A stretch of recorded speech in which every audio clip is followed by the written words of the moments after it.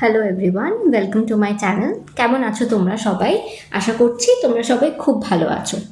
তো আজ আমরা একটি বিশেষ কবিতা নিয়ে ডিসকাস করতে চলেছি, যেটা হলো টেড হিউজেসের হক রুস্টিং। তো এই কবিতাটাকে বিশেষ বলার কারণ এটাই যে আমি অনেক স্টুডেন্টকে বলতে শুনেছি যে টেড হিউজেসের যে কোনো কবিতা তাদের প্রচণ্ড কঠিন লাগে, স্পেশালি হক রুস্টিং। হক রুস্টিংয়ের মানে কেউ বুঝতে পারছে না আসলে কি বলতে চেয়েছে এই কবিতায়। তো আমি সবসময় তাদেরকে বলি যে হক রুস্টিং কবিতাটা না আমরা খুব লিটারাল মিনিং বা আক্ষরিক অর্থে কবিতাটা যখন আমরা পড়বো তখন আমাদের কবিতাটা খুব অ্যাবসার্ড মনে হবে। এটাই মনে হবে যে একটা হক, একটা বাজ পাখি, তার একটা মনোলগ আমাদেরকে দেয়া হয়েছে, এটার আসল মানে কি। কিন্তু টেড হিউজেসের কবিতা কিন্তু কোনো ইনোসেন্ট অ্যানিমাল পোয়েম নয়। টেড হিউজেসের কবিতার মধ্যে একটা ডিপ সিম্বলিক বা মেটাফরিক্যাল মিনিং থাকে, এবং আমি চেষ্টা করব যে এই ভিডিওটাতে যতটা সম্ভব ইজি ওয়েতে তোমাদেরকে টেড হিউজেসের পোয়েমগুলো এক্সপ্লেন করতে, ওকে, স্পেশালি হক রুস্টিংটা এক্সপ্লেন করতে। তো কবিতাতে যাওয়ার আগে, কবিতার লাইন বাই লাইন অ্যানালিসিস দেখার আগে আমার মনে হয় টেড হিউজেস নিয়ে কিছু ইনফরমেশন আমাদের জেনে থাকা দরকার, কিছু তার বিষয়ে ইনফরমেশন এবং তার রাইটিং স্টাইলটা জেনে রাখা খুব ইম্পর্টেন্ট। সে কীভাবে লেখে, কী তার মাইন্ডসেট, সেটা না জানলে কিন্তু তার পোয়েমগুলো আমরা বুঝতে পারবো না। তো দেখো, তোমরা স্ক্রিনে দেখতেই পাচ্ছ যে টেড হিউজেস ছিলেন 20 শতকের একজন গুরুত্বপূর্ণ ইংরেজি কবি, ঠিক আছে। 20th সেঞ্চুরির একজন ফেমাস ইংলিশ পোয়েট ছিলেন তিনি, এবং তিনি জন্মগ্রহণ করেন 1930-তে ইংল্যান্ডের একটি শহরে। এবং তার বিষয়ে স্পেশাল ইনফরমেশন এইটাই যে তিনি 1984-এ নোবেল লরিয়েট হিসেবে তিনি সম্মান পান বা জাতীয় কবি হিসেবে সম্মান পান। তাহলে তোমরা বুঝতেই পারছো যে তার লেখা কতটা গুরুত্বপূর্ণ, তাই জন্যে তিনি একদম পোয়েট লরিয়েট হিসেবে তিনি সম্মান পান। তো বিশেষ করে তার রাইটিং স্টাইলগুলো যদি আমরা দেখি, যে তার রাইটিং স্টাইলগুলোর মধ্যে রয়েছে যে তাকে অ্যানিমাল পোয়েট হিসেবে জানা হয়। অ্যানিমাল পোয়েট মানে হচ্ছে তিনি বিশেষভাবে জন্তু, জানোয়ার বা পশু পাখি এসব জিনিসকেই তিনি নিজের পোয়েমের মেন ক্যারেক্টার বানান। এটা বলা হয় যে তিনি ছোটবেলা থেকে প্রকৃতি, পাখি ও প্রাণীদের প্রতি খুব আগ্রহী ছিলেন, যেটা গভীরভাবে তার পোয়েমের মধ্যে ফুটে ওঠে। কিন্তু আমি যেটা বললাম যে ধরো ওয়ার্ডসওয়ার্থ, যেমন আমরা ওয়ার্ডসওয়ার্থের অনেক কবিতা পড়েছি, তিনিও প্রকৃতিকে, নেচারকে তিনি ইউজ করতেন, নেচারের এলিমেন্টসকে তিনি ইউজ করতেন, কিন্তু তার কবিতাগুলো কিন্তু ইনোসেন্ট পোয়েম। হ্যাঁ, তার মধ্যে ফিলিংস যেটা ভরে ভরে রয়েছে, কিন্তু তার মধ্যে কোনো মেটাফরিক্যাল মিনিং বা সিম্বলিক মিনিং আমরা খুঁজে পেতাম না, কোনো ডিপ মিনিং কিন্তু আমরা খুঁজে পেতাম না। কিন্তু টেড হিউজেস যে অ্যানিমালকে ইউজ করে সেটাকে কিন্তু তিনি লিটারাল ওয়েতে ইউজ করেন না, আক্ষরিক অর্থে ইউজ করে না, তার মধ্যে অনেক ডিপ মিনিং কিন্তু রয়েছে। যদি তোমরা কখনো টেড হিউজেসের পোয়েম দ্য থট ফক্স পড়ে থাকো, তিনি ওখানে একটা ফক্সের কথা বলছেন, এবং সেই ফক্সটাকে তিনি ক্রিয়েটিভ পাওয়ার বা ক্রিয়েটিভিটির একটা প্রতীক হিসেবে তিনি সেখানে তুলে ধরেছেন। তো যাই হোক, সেটার কথা বাদ দাও। যদি আমরা টেড হিউজেসের মেন রাইটিং স্টাইল হিসেবে বলতে যাই, যে তিনি খুব সিম্বল বা মেটাফর ইউজ করতেন। এবারে যদি তোমাদের কোনো সমস্যা হয় সিম্বল জিনিসটা বুঝতে, আমি আরেকটা স্লাইড বানিয়েছি ছোট করে তোমাদেরকে সিম্বল বিষয়ে বুঝিয়ে দিই, বিকজ সিম্বলটা না বুঝলে এই পোয়েমটা বোঝা কিন্তু সম্ভব নয়। তাহলে দেখো এই স্লাইডটায়, what is a symbol? So, a symbol is something ordinary like a person, animal or object that represents a deeper meaning beyond its literal meaning. তো বলছে যে একটা সিম্বল যে কোনো একটা মানুষ, কোনো পশু পাখি, কোনো জিনিস, যে কোনো জিনিস হতে পারে, কিন্তু সেই সিম্বলটা কি তার যে লিটারাল বা আক্ষরিক যে মানে আমরা ধরি তার থেকে গিয়ে একটা ডিপার মিনিং হিসেবে সেটাকে ইউজ করা হচ্ছে। যেমন দেখো, প্রথমে ছবিটাতে একটা পায়রার ছবি দেওয়া হয়েছে, ঠিক আছে। পায়রা নর্মাল একটা পাখি, ঠিক আছে, তার অন্য কোনো কিন্তু মানে নেই, কিন্তু সেই পায়রাকে আমরা কিন্তু শান্তির প্রতীক হিসেবে ইউজ করি। দেখবে আমরা অনেক সময় কালারকে অ্যাজ এ সিম্বল ইউজ করি, যেমন হোয়াইট, যখন দুটো তরফে যুদ্ধ হয় তখন হোয়াইট পতাকা তোলা মানে যে আমরা পিস চাইছি, আমরা শান্তি চাইছি, তাহলে white is a symbol of piece.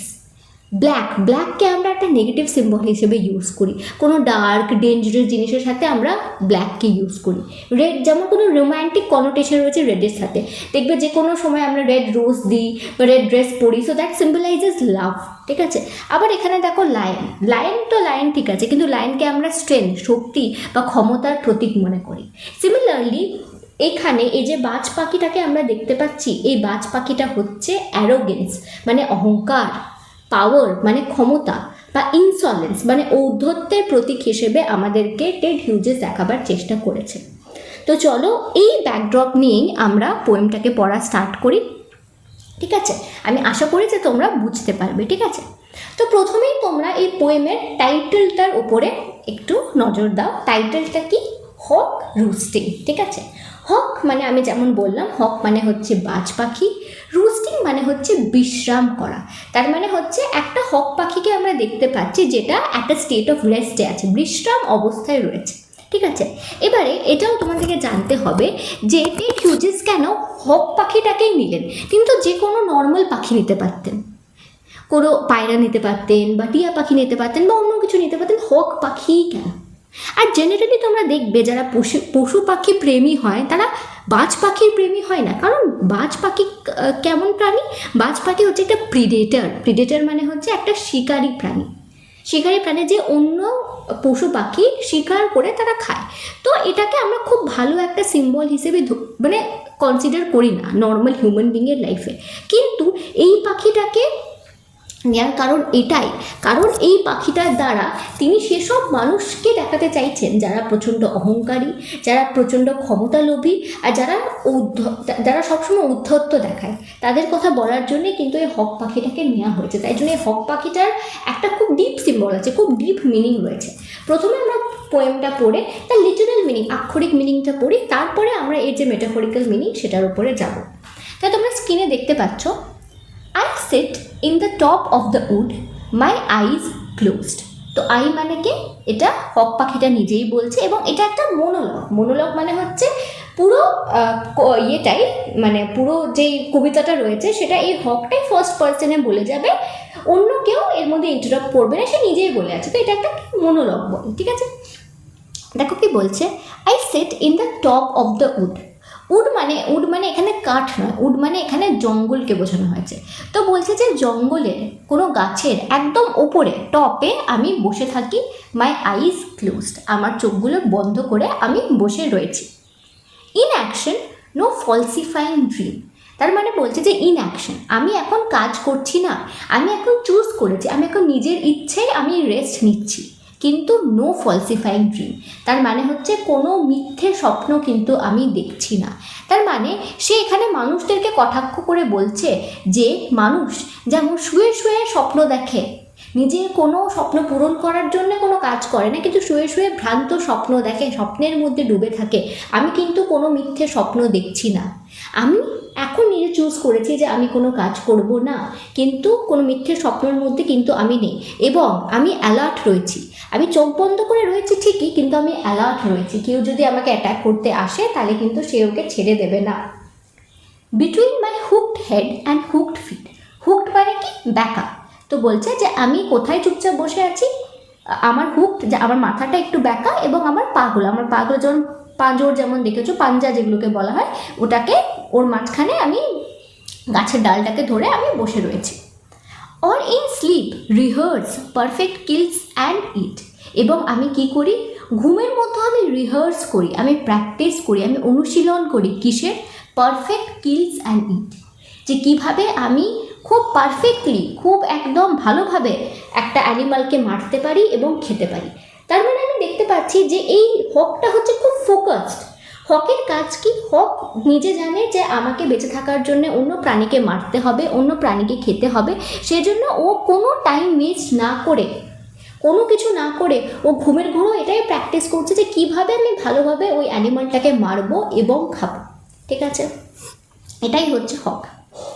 The convenience of the high trees, the air's buoyancy and the sun's rays are of advantage to me, and the earth's face upward for my inspection.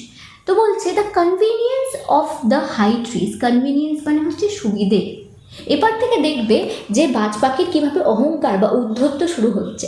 তো বলছে এই যে গাছগুলো এত উঁচু, এর যে সুবিধাটা, বা দ্য এয়ার্স বুয়েন্সি, বুয়েন্সি মানে হচ্ছে ভেসে থাকার ক্ষমতা, হাওয়ার মধ্যে যে হাওয়া যে মানে জিনিসপত্রকে উড়িয়ে নিয়ে যাওয়ার যে ক্ষমতা বা ভাসিয়ে রাখার যে ক্ষমতাটা, সে air's buoyancy and the sun's ray, এবং সূর্যের যে কিরণ, are of advantage to me, তার মানে হচ্ছে সে তার ঔদ্ধত্য দেখো, সে এটা বলছে না এই যে হাওয়াতে যে ভেসে থাকার ক্ষমতা বা সূর্যের কিরণ বা গাছগুলো যে এত লম্বা ওর ওপরে যে আমি বসে থাকতে পেরেছি, এইসব জিনিসের সুবিধে আমি নিচ্ছি, ও কিন্তু সেটা বলছে না।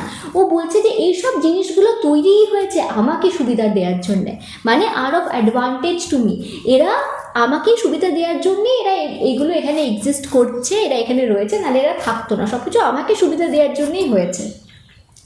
And the earths face upward for my inspection, এবং বলছে যে গোটা সৃষ্টি, গোটা পৃথিবী মুখ তুলে রয়েছে কিসের জন্য, যাতে আমি তাদেরকে খুঁটিনাটি আমি দেখতে পারি, কে কী করছে সেগুলো দেখতে পারি, সেই জন্যই তারা মুখ ওপর করে, মুখটা উঁচু করে রয়েছে। তো ধরো একটা গাছে যদি হক পাখি বসে থাকে এবং নিচের দিকে তাকায়, তখন তার কি মনে হবে, সব জিনিসপত্র হয়তো ওপর দিকে এরকম মুখ করে রয়েছে, সে যাতে ইন্সপেক্ট করতে পারে বা সে যাতে রক্ষণাবেক্ষণ করতে পারে বা খুঁটিনাটি দেখতে পারে সেরকম। My feet are locked upon the rough bark, তো বলছে আমার পাটা কোথায় খামচে ধরে রয়েছে, কিসে, রাফ বার্ক। রাফ মানে হচ্ছে খুব খড়খড়ে আর কি, যেটা স্মুথ নয়, আর বার্ক মানে হচ্ছে গাছের ডাল। তো বলছে আমি গাছের ডালে আমি বসে রয়েছি। It took the whole of creation to produce my food, my each feather now my whole creation in my food. তো বলছে it took the whole creation, বলছে গোটা সৃষ্টির যে ক্ষমতা, সেই প্রত্যেকটা ক্ষমতা লেগেছে আমার এই পাটা বানাতে, মাই ইচ ফেদার আমার প্রত্যেকটা পালক বানাতে। এবার এখন কি করি, নাও আই হোল, আমি এখন কি করি, সৃষ্টিকে আমার নিজের পায়ের নিচে আমি রাখি। তার মানে অধ্যত্ত বুঝতেই পারছো, ও এটা একদমই মানে গ্র্যাটিটিউডও শো করছে না, বা ও থ্যাঙ্কফুল নয় যে এই সৃষ্টি আমাকে বানিয়েছে। ও বলছে যে গোটা সৃষ্টির ক্ষমতা আমাকে বানাতে লেগেছে, আর এখন আমি কি করছি, সেই সৃষ্টিটাকে আমি নিজের পায়ের নিচে দুমড়ে মুচড়ে রেখেছি। এটাই হচ্ছে তার অ্যাটিটিউড এই বাজ পাখিটির। Or fly up and revolve it all slowly, I kill where I please because it is all mine. তো বলছে বা আমি কি করতে পারি, আমি উড়তে পারি এবং এই গোটা আর্থকে আমি ঘুরে ঘুরে দেখতে পারি, এবং আমি যেখানেই চাই, যাকেই চাই, যখন চাই আমি মৃত্যু মানে আমি মেরে ফেলি, কারণ সব কিছু আমার। মানে বুঝতে পারছো কতটা অ্যাটিটিউড আছে বাজ পাখিটার মধ্যে। বাজ পাখিটা বলছে যে প্রত্যেকটা জিনিস এই আর্থে, এই ক্রিয়েশনে, এই ওয়ার্ল্ডে আমার, সব কিছু আমার, তাই আমি যেখানে চাই, যখন চাই, যেমনভাবে চাই আমি মারতে পারি। There is no sophistry in my body, তো বলছে যে আমার শরীরে সফেস্ট্রি মানে হচ্ছে ছলনা বা কোনো ভাব বা কোনো ভদ্রতা। বলছে আমার শরীরে কোনো ছলনা, ভদ্রতা এসব কিছু কিন্তু নেই। My manners are tearing off heads, আমার রুচি কি, আমার কাজ কি, শরীর থেকে মুন্ডুটাকে উপড়ে ফেলা যে কোনো অ্যানিমাল, এটাই হচ্ছে আমার কাজ। তো সে বলছে যে আমি কোনো ছলনার আশ্রয় কিন্তু নিই না। যেমন মানুষ ম্যানার্স দেখায়, সৌজন্যতা দেখায়, আমার শরীরে কোনো সৌজন্যতা, কোনো ম্যানার্স নেই। আমি জানি আমার কাজ কি, আমার কাজ হচ্ছে শরীর থেকে মুন্ডু উপড়ে ফেলা, এটাই হচ্ছে আমার কাজ। তা যেমন কেমন একটা কিলার ইনস্টিংক্ট রয়েছে দেখো এই বাজ পাখিটার মধ্যে। The allotment of death, allotment মানে হচ্ছে বরাদ্দ করা, মানে আমি যখন চাই, যাকে চাই আমি মৃত্যুর দোরগোড়ায় ঠেলে দিতে পারি। আমি বরাদ্দ করি যে এখন কাকে মরতে হবে আর কাকে মরতে হবে না। For the one path of my flight is direct through the bones of the living, তো বলছে যে আমার চলার পথ কোনটা, আমি কোন রাস্তা দিয়ে উড়ে যাই, আমি সেই আকাশ দিয়ে উড়ে যাই যার নিচে থাকে প্রচুর অ্যানিমালসের বোনস। মানে বুঝতে পারছো যে কতটা মানে নৃশংস এই পাখিটি। বলছে যে আমি যেদিক দিয়ে উড়ে যাই তার রাস্তায় বেছানো থাকে কি অন্যান্য অ্যানিমালসের বোনস, সে তার উপর দিয়ে আমি উড়ে যাই। No arguments assert my right, তো বলছে কোনো তর্কেই তুমি কিন্তু আমার এই যে রাইট, আমার যে অধিকার সেটা ছিনিয়ে নিতে পারবে না, কারণ প্রকৃতি আমাকে এই অধিকার দিয়েছে যে আমি অ্যানিমালকে মারতে পারবো, খেতে পারবো। তাই জন্য তোমরা যা কিছুই বলো আমার কিন্তু তাতে কোনো প্রবলেম নেই, মানে আমার যেটা কাজ আমি সেটাই করব। The sun is behind me, তো বলছে যে সূর্যটা আমার পেছনে, মানে ধরো সে যদি গাছের ওপরে বসে আছে তাই সে পেছন দিয়ে দেখছে যে সূর্যটা ডুবে যাচ্ছে বা সূর্যটা উঠছে, তো সে বলছে যে সান ইজ বিহাইন্ড মি, সূর্যটাও কিন্তু আমার পেছনে রয়েছে। Nothing has changed since I begin, কোনো কিছুই বলছে চেঞ্জ হয়নি যখন থেকে আমি শুরু করেছি। তার মানে যখন থেকে আমি বাঁচা শুরু করেছি, মানে দেখো এই পার্টিকুলার হকটার কথা তো বলা হচ্ছে না, এই হকটা প্রত্যেকটা হককেই রিপ্রেজেন্ট করছে। তো বলছে যে যবে থেকে আমি দেখছি তবে থেকে জিনিসটা এরকম, nothing has change since I begin. যবে থেকে আমি শুরু করেছি, মানে যবে থেকে এই সৃষ্টি শুরু হয়েছে তবে থেকে কোনো জিনিসের কিন্তু চেঞ্জ হয়নি। মাই আইস হ্যাজ পারমিটেড নো চেঞ্জ। আমার আইস, আমার চোখ, পারমিট মানে মঞ্জুর করা, আমার চোখ মঞ্জুর করেনি কোনো চেঞ্জ কিন্তু আমি দেখতে পাইনি। I am going to keep things like this. এবং আমি এরকমভাবেই প্রত্যেকটা জিনিস কিন্তু এইভাবেই রাখবো। মানে কেউ যদি চায় যে আমার এই যে পাওয়ারগুলোকে নিয়ে নেবে বা আমাকে কম পাওয়ারফুল করে দেবে, কেউ কিন্তু পারবে না। এটা আমি যেমন আমি সেরকমই, আর আমি সেরকমই থাকবো, এটাই হচ্ছে আমার নেচার। তাহলে বুঝতে পারছো যে এই যে একটা অ্যানিমালকে টেড হিউজ ইউজ করেছে, কতটা অহংকারী, কতটা অ্যারোগেন্ট, কতটা একটা মানে খুনি মানসিকতার এই পাখিটি মানে নিজেকে সর্বোচ্চ মানে শক্তিশালী মনে করছে। সে বলছে আমাকে ক্রিয়েশন বানিয়েছে, আমাকে সৃষ্টি বানিয়েছে, আমি ক্ষমতাবান, আমি সব কিছু করবো। ঠিক আছে, বুঝতে পারলে? এটা হচ্ছে লিটারাল মিনিং এই কবিতাটির। ঠিক আছে, কিন্তু আমি যেমন বললাম এই কবিতাতে হক যে কথাগুলো বলছে সেটা কিন্তু ওর বিষয় নয়। সেটা কি, এখানে আমাদেরকে টেড হিউজ বোঝাতে চেয়েছেন যে কীভাবে এসব মানে ক্যারেক্টারিস্টিক্সগুলো বা এইসব বৈশিষ্ট্যগুলো থাকে সেই সব মানুষগুলোর মধ্যে, যেসব মানুষগুলো হয় ক্ষমতা লোভী, যারা পাওয়ার হাংরি হয় এবং যারা নিজেকে সবার ওপরে মনে করে। তাই জন্য আমি একটা স্লাইড বানিয়েছি, দেখো হক রুস্টিংয়ের মেটাফরিক্যাল মিনিং। এটা যদি তোমরা পড়ো তাহলে নিশ্চয়ই বুঝতে পারবে। দেখো আমি একটু এক্সপ্লেন করার চেষ্টা করি। In hawk roosting the hawk is not merely a bird resting on a tree. তো বলছে হক রুস্টিংয়ে যে হকটাকে আমরা বাজ পাখিটাকে দেখতে পাচ্ছি সেটা শুধুমাত্র একটা পাখি নয় যে গাছের ওপরে বসে আছে। ইট ইজ আ মেটাফর, রূপক বা সিম্বল। এটা একটা রূপক ফর অ্যাবসলিউট পাওয়ার, নিরঙ্কুশ ক্ষমতা। যেসব মানুষ নিরঙ্কুশ ক্ষমতার অধিকারী সেসব মানুষের এটা প্রতীক। The hawk represents a dictator or a tyrant who believes that the entire world exists only for him. এটা কাদেরকে রিপ্রেজেন্ট করছে? আর ডিক্টেটর, স্বৈর শাসক, অর আ টাইরেন্ট মানে বদমেজাজি রাজা, লোভী রাজা, যারা কি হয়, যারা বিলিভ করে যে গোটা দুনিয়াটা তাদের জন্য এক্সিস্ট করছে এবং তারা যা খুশি তাই করতে পারে। এই যে কথাগুলো আমি ইউজ করেছি, ডিক্টেটর, টাইরেন্ট, এইসব কথাগুলো কিন্তু তোমরা বলবে, পরীক্ষায় উল্লেখ করবে যে ডিক্টেটর, যারা স্বৈর শাসক হয়, যারা মোনার্ক হয়, রাজা হয়, তারা কি চায়? তারা মনে করে যে আমরা রাজা, আমাদের কাছে টাকা আছে, আমাদের কাছে ক্ষমতা আছে, তার মানে আমরা যা খুশি তাই করতে পারি। সাধারণ মানুষের জীবনের কিন্তু কোনো মানে কি বলবো, কোনো দাম কিন্তু তাদের কাছে থাকে না। The hawk feels perfect and thinks it cannot make mistake, showing extreme arrogance. তো হক নিজেকে কি মনে করে যে সে নিখুঁত, তার মধ্যে কোনো খুঁত নেই এবং সে ভাবে সে কোনো ভুল করতে পারে না, এবং সেটাই দেখাচ্ছে এসব মানুষের মধ্যে কত অ্যারোগেন্স, কত ক্ষমতার লোভ থাকে।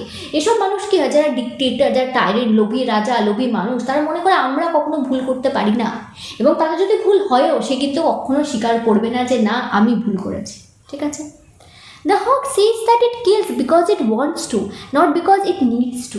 তো বলছে, হকটা বলছে আমি মারি, আমি অ্যানিমালকে মারি কারণ আই ওয়ান্ট টু, কারণ আমার মন গেছে আমি তাই মারি।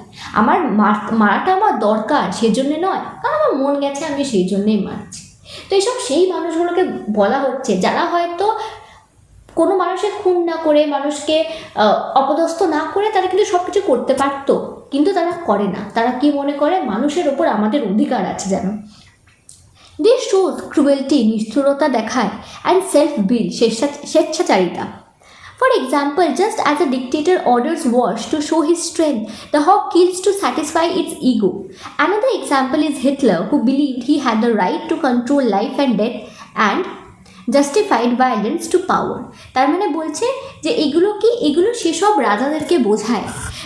এই ধরো সে হক রোস্টিং যে টেড হিউজেস লিখেছে, টেড হিউজেস প্রথম বিশ্বযুদ্ধ, দ্বিতীয় বিশ্বযুদ্ধ এগুলো তারা দেখেছে। ঠিক আছে, তারা জানে এই যে প্রথম বিশ্বযুদ্ধ, দ্বিতীয় বিশ্বযুদ্ধে যারা হেড ছিল, যারা মেন, যাদের জন্যে, যেসব লোকেদের জন্য স্টার্ট হয়েছে, যারা মেন পাওয়ারে রয়েছে, সেই পাওয়ারের লোকগুলো কি কখনো মরে? তারা মরে না। মরে কে? সাধারণ মানুষ, সোলজার্স যারা ছিল তারা, সাধারণ মানুষ মারা যায়। তো বলছে তারা যেমন যুদ্ধ লাগিয়ে দূর থেকে দেখতে থাকে, তারা জানে আমরা তো সে সাধারণ মানুষ মরছে মরুক, সেসব লোকেদের কথা বলা হয়েছে। আবার এখানে এক্সাম্পল দেওয়া হচ্ছে হিটলারের। হিটলার কে ছিল? হিটলার জিউদেরকে একদম পছন্দ করতো না, ইহুদিদেরকে একদম পছন্দ করতে না। কিন্তু এটা কি হিটলারের পাওয়ারে ছিল যে ও একটা সেকশন অফ মানুষকে সে পছন্দ করে না বলে সে তাদেরকে গ্যাস চেম্বারে ঢুকিয়ে দেবে, তাদেরকে মেরে ফেলবে? এটা কি তার ক্ষমতায় ছিল না, কিন্তু সে করেছিল। সে কি মনে করেছিল আমরাই হচ্ছে মানে তারাই হচ্ছে জার্মানরাই হচ্ছে মানে মোস্ট ইম্পর্টেন্ট এবং জিউরা ইম্পর্টেন্ট নয়, এবং তাদেরকে সে মাস কিলিং করেছিল, মানে যাচ্ছে তাই ভাবে তাদেরকে তারা মেরেছিল, ঠিক আছে? তো এটাই বোঝাচ্ছে এইসব মানুষগুলো যারা নিজেদেরকে সর্বশ্রেষ্ঠ মনে করে, তারা মনে করে আমরা যা খুশি, কারণ আমাদের কাছে টাকা আছে, আমাদের কাছে পাওয়ার আছে, আমাদের কাছে লোকবল আছে, আমরা যা খুশি তাই করতে পারি, নর্মাল লোককে আমরা পিষে মেরে দিতে পারি। আর ক্যাজুয়ালিটি কারা হয় এসব জিনিসের, মানে ভোগটা কাকে করতে হয়? নর্মাল মানুষকে। এই যে আমি ওয়ার্ল্ড ওয়ারের কথাগুলো বলছিলাম, প্রথম বিশ্বযুদ্ধ, দ্বিতীয় বিশ্বযুদ্ধ, মেন যারা সেন্টারে ছিল তাদের খুব কম লোকই মরেছে, নর্মাল লোকের কিন্তু মানে মাস কিলিং হয়ে গেছে। তো এইসব লোকদেরকেই বোঝাচ্ছে যারা নিজের মানে ইচ্ছার জন্য, নিজের ইগো স্যাটিসফাই করার জন্য যা খুশি তাই করতে পারে। আবার দেখো, the hawk also believes that life and death are under its control. They symbolize powerful political leaders, military rulers, or authoritarian government who think people exist only to obey them. তার মানে হকটা কি বিশ্বাস করে যে জীবন বা মৃত্যু আমি দিতে পারি। এগুলো কাদেরকে বোঝানো হচ্ছে? সেই পাওয়ারফুল পলিটিক্যাল লিডার, সেই লিডারগুলোর কথা বলা হচ্ছে, সেই রুলার বা সেই নেতাগুলোর কথা বলা হচ্ছে, সেই একনায়ক শাসক ওদের কথা বলা হচ্ছে, যারা বিশ্বাস করে যে মানুষ রয়েছে শুধুমাত্র তাদেরকে ওবে করার জন্যে। The hawk's confidence mirrors how such rulers never feel guilty or sympathy. এবং এই যে হকের যে অ্যাটিটিউডটা বা কনফিডেন্সটা আমরা দেখতে পাচ্ছি, সেটা দিয়ে বোঝা যাচ্ছে কি এইসব লোকেরা কখনো কিন্তু গিলটি ফিল করে না, কখনো তারা মনে করে না যে আমরা হয়তো ভুল করছি, তারা সবসময় কনফিডেন্টলিই থাকে, তাদের কিচ্ছু কিন্তু মনে হয় না। By giving the hawk a human voice, Ted Hughes criticizes unchecked authority. The poem warns that when power is separated from morality, it becomes dangerous and destructive. Thus, the hawk became a strong metaphor for political oppression, human ego, and the dark side of power. তো অনিয়ন্ত্রিত যে ক্ষমতা, সেটার বিষয়ে কিন্তু Ted huge আমাদেরকে সাবধান করেছেন। সে বলছে, এবং এখানে বলা হয়েছে যে হককে যে একটা মানুষের একটা ভয়েস দেওয়া হয়েছে, মানুষের একটা ভয়েস দিয়ে কি টেড হিউজ বোঝাতে চাইছেন? যে যখন পাওয়ার দেওয়া হয়, when power is differentiated from morality, যখন একটা মানুষের কাছে পাওয়ার রয়েছে কিন্তু তার নৈতিক কোনো বোধ নেই, তখন কিন্তু জিনিসটা খুব ডিস্ট্রাকটিভ হতে পারে বা জিনিসটা কিন্তু পতনের দিকে চলে যেতে পারে। কারণ আমার হাতে যদি পাওয়ার সেসব মানুষের হাতেই থাকা উচিত যাদের মধ্যে মোরালিটি আছে, যাদের মধ্যে একটা নীতিবোধ রয়েছে। অনিয়ন্ত্রিত যদি পাওয়ার কারোর কাছে থাকে তাহলে তারা কিন্তু দুনিয়াটাকে ধ্বংস করে দিতে পারে, মানে মাস কিলিং হয়ে যেতে পারে। যেমন আমরা অনেক এক্সাম্পল কিন্তু আমাদের হিস্ট্রি উঠিয়ে দেখে না, অনেক এক্সাম্পল দেখেছি, একা একজন শাসক বা একা একজন রুলার যাকে প্রশ্ন করার মতন কেউ ছিল না। তাই জন্যই এখন আমরা ডেমোক্রেসিতে এসেছি, আমরা প্রজাতন্ত্রে কেন এসেছি? কারণ একার হাতে যখন ইমেন্স পাওয়ার, প্রচণ্ড পাওয়ার যদি থাকে, তাহলে কি হবে? মানুষ নিজেকে ভগবান মনে করবেন, এটাই হচ্ছে মূল কারণ। তাহলে আমি আবার যদি ছোট করে বাংলায় বলতে চাই, তাহলে এই কবিতাতে বাজ পাখিকে আসলে কোনো পাখি হিসেবে মনে করা হয়নি, এটা এমন একজন ক্ষমতাবান শাসক বা অত্যাচারী মানুষের প্রতীক বলে মনে করা হয়েছে এই পাখিটাকে। পাখিটা কি মনে করছে? আমিই সব, আমারই কথাই শেষ কথা, এটা মানুষও কিন্তু মনে করে যখন তার কাছে প্রচুর পাওয়ার চলে আছে। বাজ পাখিটা কী ভাবছে? যে যা খুশি করতে পারে, কাউকে মারলে বা ধ্বংস করলে সেটা ভুল নয়, কারণ তার কাছেই ক্ষমতায় রয়েছে, ক্ষমতাই নেয় তার কাছে, যে the power is the only thing which he have, ঠিক আছে? তো আসলে কবি বলতে চান যে যখন কোনো মানুষ বা শাসক নিজেকে ঈশ্বরের জায়গায় বসায়, যখন সে ভাবে আমাকে কেউ থামাতে পারবে না, তখন সে নিষ্ঠুর, অহংকারী আর বিপজ্জনক হয়ে ওঠে। তো সহজ কথা বলতে গেলে এই কবিতাটা আমাদেরকে শেখাচ্ছে যে অতিরিক্ত ক্ষমতা মানুষকে অন্ধ করে দেয়, ক্ষমতা থাকলেই সব ঠিক, এই ভাবনাটা সবচেয়ে ভয়ঙ্কর। তো এটা আমরা বুঝতে পারলাম যে কি বলতে চাইছে, যে ক্ষমতা থাকলে যে আমার কাছে সব রয়েছে, এটা কিন্তু নয়। আরেকটা জিনিস আমি তোমাদেরকে হাইলাইট করতে চাইছি এই পোয়েমের মধ্যে। দেখো, এই কোশ্চেন যেটা আমি তোমাদেরকে দিয়েছি, is human killing justified in the same way as a Hawks killing? তো বলছে যে হক পাখিটা, ধরো আমি একটা হক পাখির এক্সাম্পল দিচ্ছি, যে সে কোনো অ্যানিমালকে মারছে, ঠিক আছে, সেটা কিন্তু জাস্টিফাই হতে পারে। তোমরা যদি এই যে আমি স্লাইডটা অ্যাড করেছি এটা যদি তোমরা পড়ো তাহলে তোমরা ইংলিশটা বুঝতে পারবে, আমি বাংলায় তোমাদেরকে এক্সপ্লেন করে দিচ্ছি। আমার বলার ব্যাপারটা হচ্ছে এই যে হক পাখি, এই যে বাজ পাখি একটা অ্যানিমালকে মারছে, সেটা কোথাও না কোথাও গিয়ে কিন্তু জাস্টিফাইড, সেটা কিন্তু আমরা মানে আমরা আর্গিউ করতে পারি যে না সেটা ঠিক আছে, কোথাও না কোথাও গিয়ে ঠিক, কিন্তু মানুষ মানুষকে যেটা মারছে এটা কিন্তু কখনো গিয়ে ঠিক হয় না। কারণ হক পাখি যে অন্য একটা বার্ডকে বা অন্য একটা অ্যানিমালকে মেরে খাচ্ছে, সেটা হচ্ছে দ্য ল অফ নেচার। তোমরা যদি ল অফ নেচার বুঝতে পারো, এটা হচ্ছে বাজ পাখির কে এই নেচারই অ্যালাউ করেছে যে সে অন্য কোনো অ্যানিমালকে, কারণ তাকে অন্য কোনো অ্যানিমালকে মেরেই খেতে হবে, সে তো রান্না করে খেতে পারবে না, সে তো মানে অন্য কিছু করে খেতে পারবে না, ও একটা মাংসাশী প্রাণী, একটা শিকারী প্রাণী, সে একটা প্রিডেটর, এবং তাকে অন্য একটা অ্যানিমালকে মেরে খেতে হবে, এটাই হচ্ছে প্রকৃতির নিয়ম, ল অফ নেচার আমরা বলতে পারি, ঠিক আছে। কিন্তু একটা মানুষকে নিজে বেঁচে থাকার জন্য অন্য মানুষকে মারতে হবে, সেটা কি ঠিক? সেটা তো ঠিক নয়। কিন্তু এই যে কম্প্যারিজনটা টেড হিউজ দেখিয়েছে, এই যে সে একটা তুলনা করেছে, এখানে বোঝাচ্ছে যে মানুষ পশু পাখির থেকেও কিন্তু অধম হয়ে গেছে। আমরা মানুষরা নিজেদেরকে পশু পাখির থেকে অনেক উঁচু মনে করি, কারণ আমাদের মধ্যে ইমোশন রয়েছে, ফিলিংস রয়েছে, আমরা ভাবতে পারি, আমরা চিন্তা করতে পারি, আমরা ইমোশন ফিল করতে পারি, ঠিক আছে, সেই জন্য আমরা পশু পাখির থেকে নিজেকে প্রচুর উঁচু মনে করি, ঠিক আছে, আমাদের মধ্যে বুদ্ধি রয়েছে। কিন্তু সত্যিই কি আমরা বুদ্ধি ঠিক মানে ইউজটা করছি? আমরা একটা অ্যানিমালের থেকেও মানে নিচে হয়ে গেছি।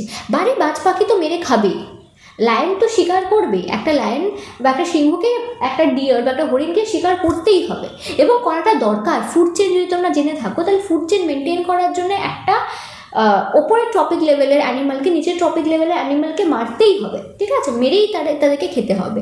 সিমিলারলি বাজ পাখিটার ক্ষেত্রেও এই বাজ পাখিটাকে যদি বেঁচে থাকতে হয়, তো সেটা নেচারই তাকে অ্যালাউ করেছে যে তুমি অন্যান্য অ্যানিমালকে মেরে খেতে পারবে। সেটা কি মানুষের ক্ষেত্রে?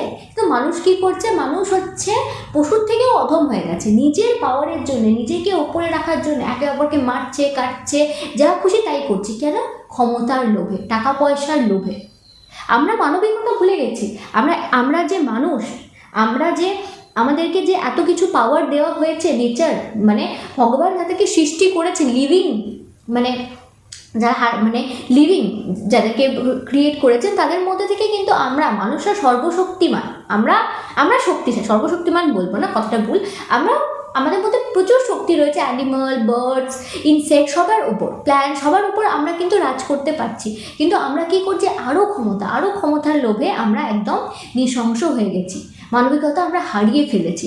তো এটা আমাদের হিউম্যান বিংয়ের প্রতি, মানুষের প্রতি একটা কটাক্ষ করে তিনি দেখাচ্ছেন যে যখন দরকার নেই তখনও তোমরা মারছো। আরে এই বাজ পাখিটা তো দরকার, তাকে বাঁচতে হবে, কিন্তু তোমরা বাঁচার জন্য তোমরা মারছো না, তোমরা নিজেদের ক্ষমতা জাহির করার জন্য মারছো। তো তোমরা অ্যানিমালের থেকেও অধম হয়ে গেছো, ঠিক আছে। এটাই হচ্ছে মেন আইডিয়া এই পোয়েমটার। আমি বোঝাবার চেষ্টা করলাম। ইভেন আমি যে স্লাইডসগুলো দিয়েছি দেখো, অনেক ইম্পর্টেন্ট ওয়ার্ড দেওয়া আছে, অনেক স্লাইডস দেওয়া আছে, এগুলো তোমরা ভালো করে পড়লে আই গেস তোমরা মেন মিনিংটা এই পোয়েমের বুঝতে পারবে। তো থ্যাংক ইউ সো মাচ। আর যদি পছন্দ হয় তাহলে প্লিজ আমার চ্যানেলটাকে লাইক করো।